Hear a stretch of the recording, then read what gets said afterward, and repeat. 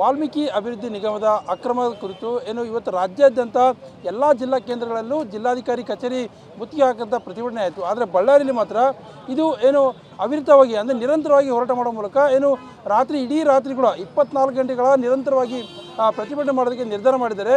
ಈ ಬಗ್ಗೆ ಮಾತಾಡೋಕ್ಕೆ ಸ್ವತಃ ಮಾಜಿ ಸಚಿವ ಶ್ರೀರಾಮುಲು ಜೊತೆ ಇದ್ದಾರೆ, ಅವ್ರನ್ನ ಕೇಳಿ ಬನ್ನಿ. ಸರ್, ಇದು ಧರಣಿ ಅಹೋರಾತ್ರಿ ನಡೀತದ ಅಥವಾ ನಿರಂತರವಾಗಿ ನಡೀತದೆ ಸರ್? ಭಾರತೀಯ ಜನತಾ ಪಾರ್ಟಿಯಿಂದ ಇಡೀ 30 ಜಿಲ್ಲೆಗಳಲ್ಲಿ ರಾಜ್ಯಾಧ್ಯಕ್ಷರು ಸೂಚನೆ ಮೇರೆಗೆ ಇವತ್ತು ಎಲ್ಲ ಕಡೆ ಕೂಡ ಈ ರೀತಿ ಪ್ರತಿಭಟನೆ ನಡೆದಿದೆ. ಮೊದಲನೇ ಪ್ರತಿಭಟನೆ ಇದಕ್ಕಿಂತ ಮುಂಚೆ ಕೂಡ ನಾವು ಮಾಡಿದ್ವಿ. ಇವತ್ತು ಎರಡನೇ ಪ್ರತಿಭಟನೆ ಅಂದರೆ ಸೆಕೆಂಡ್ ಟೈಮ್ ಪ್ರತಿಭಟನೆ ಮಾಡ್ತಾಯಿದ್ದೀವಿ. ಇವತ್ತು ಈ ಪ್ರತಿಭಟನೆಯಲ್ಲಿ 30 ಜಿಲ್ಲೆಗಳಲ್ಲಿ ಕೂಡ ಬೆಳಗ್ಗೆಯಿಂದ ಕೂಡ ಪ್ರತಿಭಟನೆ ನಡೀತಾ ಇದೆ. ಬಳ್ಳಾರಿಯಲ್ಲಿ ಜಿಲ್ಲೆಯಲ್ಲಿ ವಿಶೇಷವಾಗಿ ನಾವು ಅಹೋರಾತ್ರಿ ಧರಣಿಯನ್ನು ನಾವು ಮಾಡ್ತಾಯಿದ್ವಿ. ಯಾಕಂದರೆ ಇಲ್ಲಿ ಮಾಜಿ ಮಂತ್ರಿಗಳು ಮೀಸಲು ಕ್ಷೇತ್ರದಿಂದ ಗೆದ್ದಂಥವ್ರು, ಮೀಸಲು ಕ್ಷೇತ್ರದಿಂದ ಗೆದ್ದು ಇದೇ ಸಮುದಾಯಕ್ಕೆ ಮಂತ್ರಿ ಆದಂಥವ್ರು. ಇವತ್ತು ಮಂತ್ರಿ ಆದ ನಂತರ ಇಷ್ಟೊಂದು ದೊಡ್ಡ ಕಳ್ಳತನವನ್ನು ಮಾಡೋಂಥ ಕೆಲಸ ಮಾಡಿದ್ದಾರೆ ಮಂತ್ರಿಗಳು. ಬಹುಶಃ ಇಷ್ಟೊಂದು ದೊಡ್ಡ ಕಳ್ಳತನ ಮಾಡಿದಂಥ ಟೈಮಲ್ಲಿ ಇವತ್ತು ಕೇವಲ ಸರ್ಕಾರ ತಿಮಿಂಗಳನ್ನ ರಕ್ಷಣೆ ಮಾಡೋಂಥ ಕೆಲಸ ಮಾಡ್ತಾರೆ. ಯಾರು ತಿಮಿಂಗ್ಲಗಳು? ಅದ್ರ ಬಯಲಾಗಬೇಕು. ಒಂದು ಈ ಸಮುದಾಯಕ್ಕೆ ಇವತ್ತೇನು ಬುಡಕಟ್ಟು ಸಮುದಾಯಗಳಿಗೆ ಏನು ಇಷ್ಟೊಂದು ದೊಡ್ಡ ಅನ್ಯಾಯ ಆಗಿದೆನೋ ಪ್ರತಿಯೊಂದು ರೂಪಾಯಿ ಕೂಡ ವಾಪಸ್ ಬರಬೇಕು. ಈ ಸರ್ಕಾರಕ್ಕೆ ಏನು ಇವತ್ತು ಇಷ್ಟೊಂದು ದೊಡ್ಡ ಕಳ್ತನ ಮಾಡಿದಂಥ ಹಣ ಅದು ಎಲ್ಲಿಗೋಗಿದೆ ಅನ್ನೋಂಥ ಹುಡುಕಾಟದಲ್ಲಿ ಆ ಹಣ ಕೂಡ ವಾಪಸ್ ಬರಬೇಕು, ಮೊದಲನೇ ಡಿಮ್ಯಾಂಡ್. ಎರಡನೇ ಡಿಮ್ಯಾಂಡ್ ಅಂದ್ರಿಗಿನ ಮಂತ್ರಿಗಳನ್ನು ಕೇವಲ ಅವರು ರಾಜೀನಾಮೆ ಕೊಟ್ಟಿದ್ದರಿಂದ ನಮಗೆ ಇವತ್ತು ಜಸ್ಟಿಸ್ ಸಿಕ್ಕಿದಂಗಲ್ಲ. ಅವರು ತಕ್ಷಣವೇ ಅವ್ರನ್ನ ಅರೆಸ್ಟ್ ಮಾಡಬೇಕು, ತನಿಖೆ ಮಾಡಬೇಕು, ರೊಕ್ಕ ವಾಪಸ್ ಬರಬೇಕು. ಎರಡನೇ ಡಿಮ್ಯಾಂಡು ನಾಗೇಂದ್ರವ್ರನ್ನ ಬಂಧಿಸಬೇಕು, ಎರಡನೇ ಡಿಮ್ಯಾಂಡು. ಮೂರನೇ ಡಿಮ್ಯಾಂಡ್ ಏನಂದ್ರಿಗಿನ ಇದರಲ್ಲಿ ಯಾರ್ಯಾರು ಶಾಮೀಲಾಗಿದ್ದಾರೋ ಅವರೆಲ್ಲರನ್ನು ಕೂಡ ತನಿಖೆ CBI ಕೊಡೋದ್ರಿಂದ ಅವ್ರ ತನಿಖೆ ಯಾರ್ಯಾರಿದ್ದಾರೋ ಅವರೆಲ್ಲರೂ ಕೂಡ ತಿಮ್ಮಿಂಗ್ಲಗಳು ಯಾರ್ಯಾರಿದ್ದಾರೋ ಇದಕ್ಕೆ ಕಿಂಗ್ ಪಿನ್ ಯಾರಿದ್ದಾರೋ ಅವರೆಲ್ಲರೂ ಕೂಡ ಹೊರಗಡೆ ಬರ್ತಾರೆ.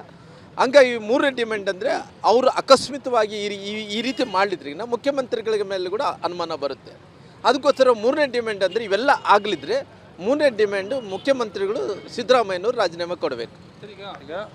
ಸರ್, ಒಂದು ರಾಜ್ಯ ಸರ್ಕಾರದ ಹಣನ ಬೇರೆ ರಾಜ್ಯಕ್ಕೆ ಅಂದರೆ ತೆಲಂಗಾಣದ ಒಂದು ಬ್ಯಾಂಕಿಗೆ ಹೋಗ್ಬೇಕಂದ್ರೆ ಅದು CM ಅವರ ವಿವೇಚನೆ ಇಲ್ಲದೆ ಇಷ್ಟೆಲ್ಲ ನಡೀತದೆ ಅಂತೀರಾ? ಅಲ್ಲ, ಅದಕ್ಕೋಸ್ಕರ ನಾನು ಮುಖ್ಯಮಂತ್ರಿಗಳು ಭಾಳಷ್ಟು ಕೆಲಸಮದಗಳ ಪರವಾಗಿ ಅಹಿಂದ ನಾಯಕನಾಗಿ ಬಿಂಬಿಸ್ಕೊಂಡಿರುವಂಥ ಒಬ್ಬ ದೊಡ್ಡ ನಾಯಕ.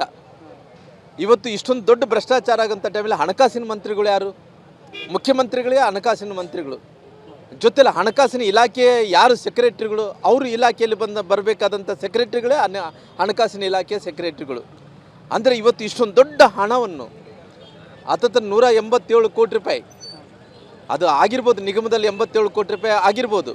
ಆದರೆ ಇಷ್ಟೊಂದು ದೊಡ್ಡ ಅಮೌಂಟ್ ಕೂಡ ಬೇರೆ ಬ್ಯಾಂಕಲ್ಲಿ ತೆಗೆಯಂಥ ಕೆಲಸ ಏನು ಮಾಡಿದ್ದಾರೆ, ಕಳ್ತನ ಮಾಡೋಂಥ ಕೆಲಸ ಮಾಡಿದರು. ಇವತ್ತು ಫೇಕ್ ಡಾಕ್ಯುಮೆಂಟು, ಫೇಕ್ ಸೈನ್ಗಳನ್ನು ಮಾಡಿ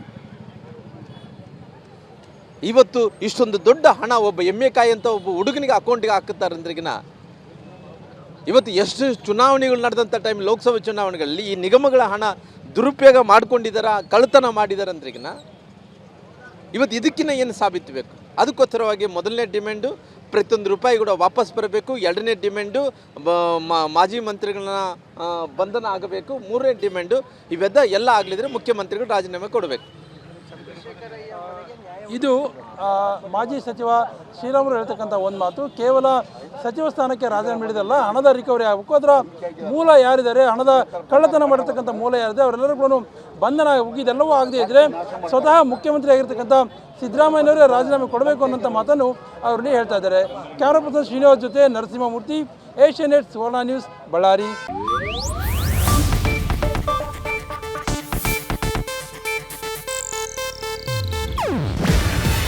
ಇದು ಏಷ್ಯಾನೆಟ್ ನ್ಯೂಸ್ ನೆಟ್ವರ್ಕ್ ಪ್ರಸ್ತುತಿ. ನೀವು ನೋಡ್ತಿದ್ದೀರಾ ಏಷ್ಯಾನೆಟ್ ಸುವರ್ಣ ನ್ಯೂಸ್.